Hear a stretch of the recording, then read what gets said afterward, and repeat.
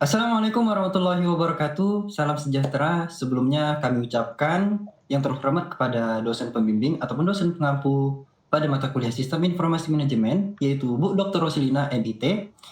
Sebelumnya izinkanlah kami memperkenalkan diri. Nama saya Muhammad Fahrizi Sinda Khalid. Lanjut, mulai Habibi. Perkenalkan, nama saya Muhammad Habibie Rizik Safar Siregar. Randi, Perkenalkan, nama saya Randes Majisi Mahmata. Rena, Saya Raziki Nauli Lumbat Gaul. silakan Jelita. Saya Grace Putri Zatulariwu. Oke, baik. Untuk yang pertama, izinkanlah kami untuk membahas tentang presentasi Sistem Informasi Manajemen Laboratorium Komputer Teknologi Rekayasa Perangkat Lunak Politeknik Negeri Medan. Nah, sebelumnya, adapun tujuan dari hasil penelitian kami yang telah kami bikin, apa tujuan yang akan kami berikan hasil dari penelitian yang kami buat tentang Sistem Manajemen Informasi Laboratorium Komputer ini. Yang pertama, yaitu menganalisis peran dan dampak SIMLK dalam mengoptimalkan pengelolaan laboratorium komputer di Politeknik Negeri Medan.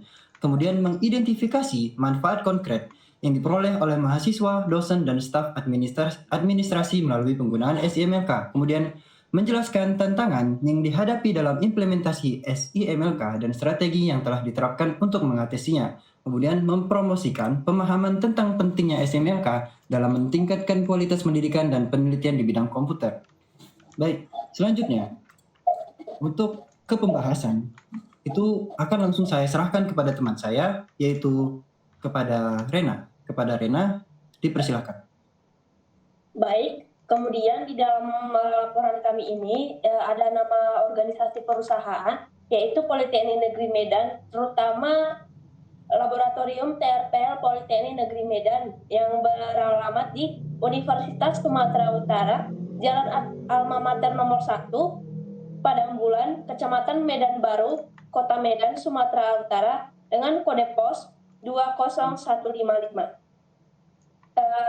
Yang bergerak di bidang Institut Teknologi. Kemudian ada kontaknya, yaitu dapat dihubungi melalui telepon, yaitu 061 821 0436, dengan email polmed@polmed.ac.id.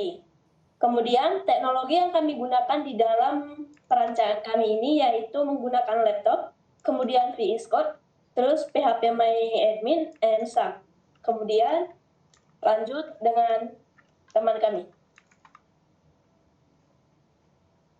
Selanjutnya akan saya menjelaskan database yang digunakan. Yang pertama ada tabel yang bernama Borrow yang memiliki beberapa data. Yang pertama ada ID, date borrow, borrow code, member ID, item ID, stock ID, user ID, from assignment, status, time limit, dan date return. Nah, di dalam tabel ini ID menjadi sebuah foreign key dan member ID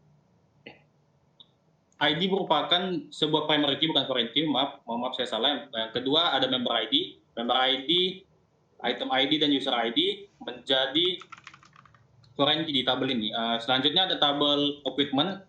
Tabel equipment ini terdiri dari ID, device ID, model, kategori, brand, deskripsi, stock left, tipe, status, dan room ID. Di dalam tabel ini memiliki primary key yang bernama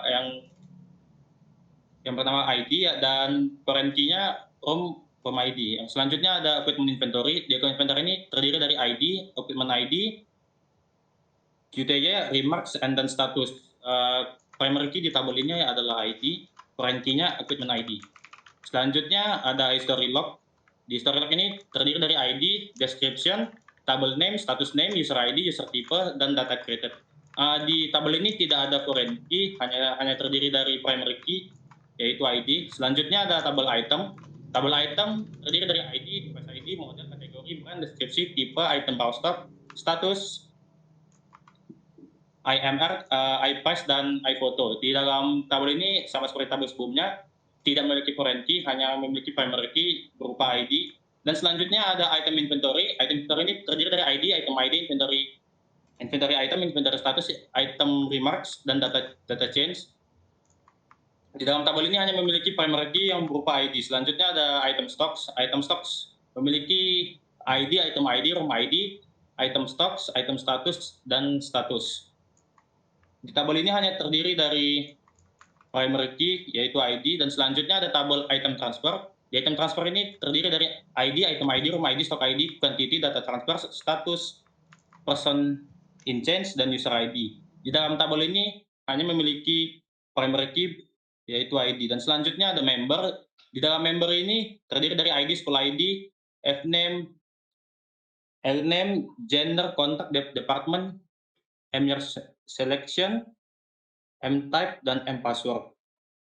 Di dalam tabel ini hanya terdiri dari primary key yaitu ID, dan selanjutnya ada reservation. Di reservation ini terdiri dari ID, reservation code, member ID, item ID, stock ID, room ID, reverse date, reservation time, time limit, assign room, status, remarks, dan date. Dalam tabel ini terdiri dari primary key yaitu berupa ID, dan foreign key member ID dengan item ID. Selanjutnya ada reservation status. Di dalam reservation status ini terdiri dari ID, reservation code, remark, dan rest status. Di dalam tabel ini hanya memiliki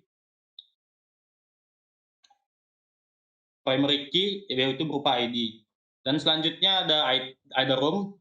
Di room ini ada ID, RM name, RM date edit, dan RM status. Di dalam tabel ini memiliki primary key berupa ID. Selanjutnya ada room equipment. Room equipment ini terdiri dari ID, common ID, room ID, record identity, dan stats. Di dalam tabel ini hanya memiliki sebuah primary key yang berupa ID. Dan selanjutnya dan yang terakhir ada user. Di user ini terdiri dari ID, nama, username, password, type, dan status. Di dalam tabel ini hanya memiliki primary key berupa ID dan tidak memiliki foreign key. Selanjutnya akan dijelaskan oleh teman saya. Baik, di sini saya akan mengambil alih. Baik, di sini akan saya ambil alih untuk penjelasan programnya. Di sini bisa kita lihat di awal, yaitu menu login, implementasi antarmuka pengguna. Di sini kita bisa login sebagai admin, dan di awal akan ditunjukkan dashboardnya. Selanjutnya di menu transactions, di sini kita bisa melihat ada 4 submenu, yaitu reservasi. Di sini yang kedua ada new untuk menambahkan item yang dipinjam. Yang ketiga ada melihat daftar item apa aja yang sudah dipinjam. Dan yang keempat di submenu ini adalah return item, atau bisa kita lihat berapa banyak item yang sudah dikembalikan. Di menu yang ketiga kita ada menu item. Di sini kita bisa melihat item apa saja yang bisa dipinjam di lab komputer ini. Bisa dilihat ada mouse, ada proyektor, ada remote AC, dan lain-lain. Dan di menu yang keempat adalah menu peminjam. Di sini bisa kita lihat adalah daftar peminjam dan departemen atau bagian apa saja yang meminjamnya, dan tahun berapa bisa kita lihat dengan ID-nya. Dan yang kelima adalah menu room. Di sini adalah menu ruangannya, ruangan apa saja yang digunakan, dan khususnya di sini adalah TRP lab komputer. Dan yang keenam adalah inventory. Di sini kita bisa melihat item sesuai dengan kategorinya dan mereknya, dan berapa banyak itemnya. Misalnya untuk proyektor, kita bisa melihat mereknya apakah itu Epson atau yang lain-lain, dan kita bisa melihat kuantitasnya berapa banyak proyektornya yang ada di sini, dan berapa banyak item yang tersisa. Jadi misalnya sudah dipinjam 1 dari 5 item, sisa 4.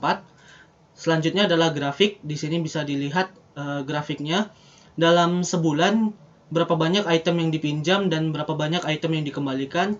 Dan di sini ada user. Jadi sebagai administrator kita bisa melihat berapa banyak user yang menggunakan sebagai administratornya dan seberapa banyak user sebagai staffnya.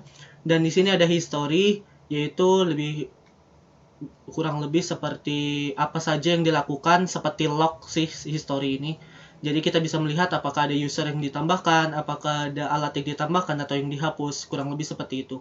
Nah, di setiap fungsi menunya ini kita bisa menggunakan fungsi CSV atau print. Jadi setiap itemnya itu atau setiap menu disediakan dengan fitur print.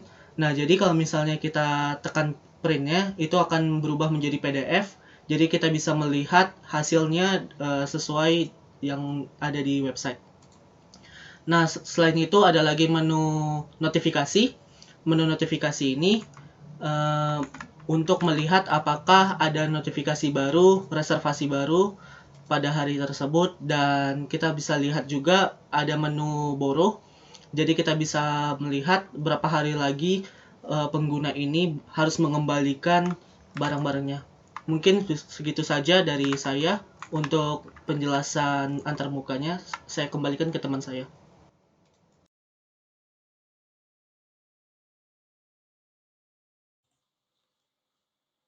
Kemudian bagian E yaitu proses implementasi. Jadi proses implementasi ini terbagi dalam 4, yaitu pertama bagian item, kedua bagian borrow, ketiga bagian room, dan keempat bagian user.